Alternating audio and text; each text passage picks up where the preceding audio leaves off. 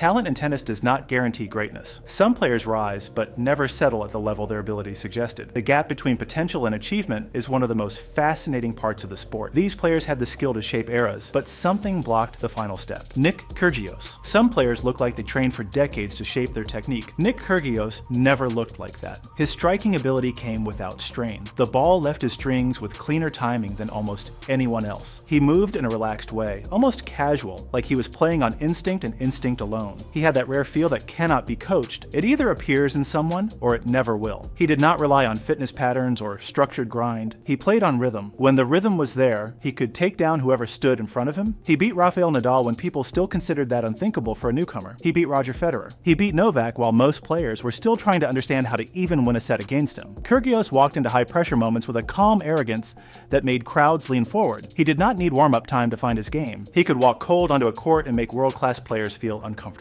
The 2022 Wimbledon run was the peak of this version of him. It looked like he was entering the phase where talent, maturity, and opportunity lined up. For once, the results matched the ability. He reached the final people expected chaos. Instead, he played controlled, patient, even thoughtful tennis. It felt like something was finally changing. Then everything stopped, not with drama, just absence. The problem was never what he could do. The problem was how often he could actually do it. His physical conditioning never matched the length of the calendar. Injuries came often. His mental attention was unstable. He did not enjoy the repetitive life of training blocks, recovery cycles, tactical sessions, and scheduled discipline. He wanted to play when he felt like playing. Tennis at the top level demands something colder, something methodical. He never wanted that lifestyle Dominic Thiem. Dominic Thiem reached the highest level with something close to physical obsession. He trained harder than most of his competitors. He attacked the ball with full body engagement. His shots looked like they required effort, even in rallies that should be neutral. The sound of his racket was different, heavy, driven, loaded.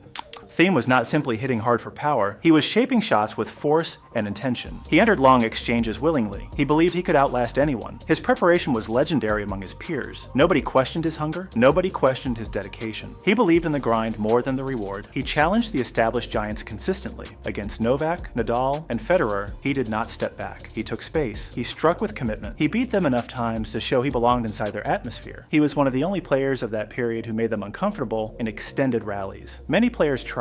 He succeeded. In 2020, he won the US Open. It felt heavy, not because of ceremony, but because of how much he had invested to reach that outcome. The final drained everything from him. He came back from 2 sets down. The expression on his face after the last point did not look like triumph. It looked like exhaustion. People believed that was the start, the launch point, the moment where he would become the pillar of a new competitive era. Instead, his wrist dropped. Pain appeared. Timing shifted. The body that had been conditioned to maintain violent repetition could no longer support the load. His game needed full physical commitment to work. When that commitment became painful, he could not play the way that defined him. The margin for error in his technique was thin. Once timing slipped, everything unraveled. Alexander Zverev. Alexander Zverev has physical structure that tennis architects would outline if they were designing an ideal modern player. Height, reach, clean two-handed backhand, the ability to generate pace without losing control, movement that looks lighter than someone of his size should have. His baseline control is precise when he is locked in. He can play long points without losing balance. He can flatten out when needed. He has a complete technical package. He climbed the rankings quickly. He collected major-level tournament wins outside the main 4. He beat elite players in meaningful matches. He reached the position that suggested future dominance. People talked about him as the next long-term center of the tour, yet the biggest matches exposed something inside him that has not been resolved. When the finishing moment arrives, his entire game can tighten. Tempo slows. Decision-making becomes heavier. The clear shot becomes complicated. The 2020 US Open final demonstrated this rupture. He led firmly. He was a game away from the title. Then everything closed up. The swing shortened. The legs stiffened. He did not lose because the opponent outplayed him from start to finish. He lost because his internal wiring shifted under pressure. The match slipped, and the identity of his career shifted with it. To this day, the question follows him. Can he close when the absolute highest level demands clarity? Gael Monfils. Gael Monfils moves on a court like the surface bends to him. He jumps, slides, stretches, and recovers in ways that defy normal biomechanics. He turned baseline defense into performance. He could transform a losing rally into entertainment. Crowds loved him because he played with a freedom almost nobody else allowed themselves to use in competition. His athletic ability was unmatched. He could chase down balls that should be unreachable. He could turn defense into offense without setup steps. His style was unpredictable, but not random. He knew how to read play. He simply enjoyed the act of creating moments more than the act of closing matches with absolute calculation. That was the difference. He had the tools to become a champion of the highest level. The physical traits were beyond elite. The technical foundation was stable. When he focused strictly on the outcome, he could beat anyone. He had long runs where he looked nearly unstoppable. Then the showman came back. He prioritized entertaining crowds. He hit shots that were unnecessary, but thrilling. He turned rallies into sequences meant to maze rather than secure control. Fans adored it. They followed him everywhere. They cheered louder for him than for players with more trophies. Monfils did not waste talent through lack of effort. He simply valued the experience more than the resume. He did not want to become a machine. He loved the game as something alive, expressive, improvisational. The cost of that style was that results never matched the physical gifts. If he could restart, he might choose the same path again. Because he did not chase the highest record, he chased joy. Grigor Dimitrov. Grigor Dimitrov carried a label from the moment he entered the professional scene. People called him the next Federer. They did not do that casually. His technique looked clean. His movement looked smooth. His one-handed backhand had shape and elegance. His forehand had natural flow. He looked like he understood tennis from an internal rhythm rather than step-by-step instruction. That label did not help him. It followed him onto every court. When he won, people credited the resemblance. When he lost, the same resemblance turned into criticism. He had to answer questions about someone else more than questions about himself. Dimitrov had years where his level rose sharply. In 2017, he reached his best form. He won matches against top opponents. He climbed into the top 3. He showed that he could play fast, direct, purposeful tennis under pressure. He could step inside the court and take the ball early. He could lock down rallies without hesitation. That version looked complete. It appeared that his game finally had structure. People believed he had found something stable. Then the level shifted again, not a collapse. Not a decline into obscurity, just inconsistency. His timing would look perfect for weeks, then uncertain for months. His forehand could take control of rallies, then suddenly lose depth. The balance that made his game fluid would disappear. He had the skill to beat almost anyone. He simply could not sustain that standard long enough to shape a major level breakthrough. The issue has never been weakness. It has been the difficulty of staying mentally sharp across the length of high-pressure seasons. Bernard Tomic. Bernard Tomic came into the game with heavy expectations. His technique was not explosive. It was smooth, measured, controlled. He placed the ball where he wanted it. He had a sense of timing that made rallies look slower when he played. He could change direction without telegraphing it. He had one of the most natural backhand takes in the modern era. His talent did not announce itself with power. It announced itself with ease. The early achievements supported the belief. He reached the Wimbledon quarterfinal as a teenager. He rose quickly. He looked like someone who would only improve. The foundation was solid. The potential was clear. Then his interest began to evaporate. His focus drifted. He admitted publicly that he did not always care about tennis. He said that he played for money more than legacy. He said he did not enjoy training. He did not hide any of it. He spoke about the sport like it was an obligation rather than something he valued. The effect on his tennis became obvious. He stopped training at the level needed to stay competitive. His movement slowed. His point construction lost detail. His fitness dropped. He could still produce isolated moments of control, but the game around him moved faster. The players who improved year after year passed him. He stayed still. The disappointment people feel with him is not anger. It is clear. He told everyone exactly who he was. The results followed the truth of his priorities. Ernest Gulbis. Ernest Gulbis had power that looked untamed. His forehand could crush the ball with sudden acceleration. His backhand was compact and explosive. He could step into the court and take control of rallies at any moment. He believed he belonged among elite players. He said it openly. He did not lack confidence. He did not lack ambition. He had the mindset of a main character. What he lacked was consistency of approach. Gulbis played according to emotion. Some weeks he looked like he could break into the highest tier. He reached the French Open semifinal in 2014, beating Roger Federer on the way. He played aggressively. He took space early in points. He controlled tempo. It looked like the start of something, then it vanished. The next months did not build on that result. They drifted into inconsistency. He could not anchor his aggressive style to stable frameworks. His shot selection changed from match to match. His motivation rose and fell without pattern. He admitted that he did not enjoy the repetitive work of the tour. He did not enjoy long training stretches. He wanted inspiration more than discipline. Tennis is not built for that mindset. The season is long. Improvement requires repetition. Emotion cannot carry someone through 11 months of competition. Fans remember him because he was unpredictable. They waited to see which version would show up. That is exciting to watch. It is terrible to build a career with Belinda Bencic. Belinda Bencic entered professional tennis. Unseen, young, confident, composed, and unusually calm. She did not play with raw aggression. She played with reading ability. She understood angles. She understood pace absorption. She understood how to redirect power. Her tennis brain was ahead of her age. She did not look overwhelmed by top competition. She beat high-ranked players early. She reached the top 10 when many believed it would take longer. Her progress seemed stable. She was improving her physical strength. She was gaining match experience. Her shot patterns became sharper. She looked like a future constant presence in the highest end of the rankings. Then the injuries came. Not one single dramatic injury. Many small ones. Repeated rest periods. Stops and starts. Every time she built momentum, her progress halted. Tennis requires rhythm. Momentum is not just form. It is confidence through repetition. And Bencic kept losing that rhythm. Every break meant she had to rebuild movement timing, patterns, and court comfort. Some players can return easily. She needed continuation. She did not get it. Some wasted talent is loud and dramatic. Some are quiet and slow. Each case leaves the same question in every fan's mind. What could this era have looked like if all of them reached their peak? Comment the name you believe deserves to be added, like, and subscribe for the next breakdown.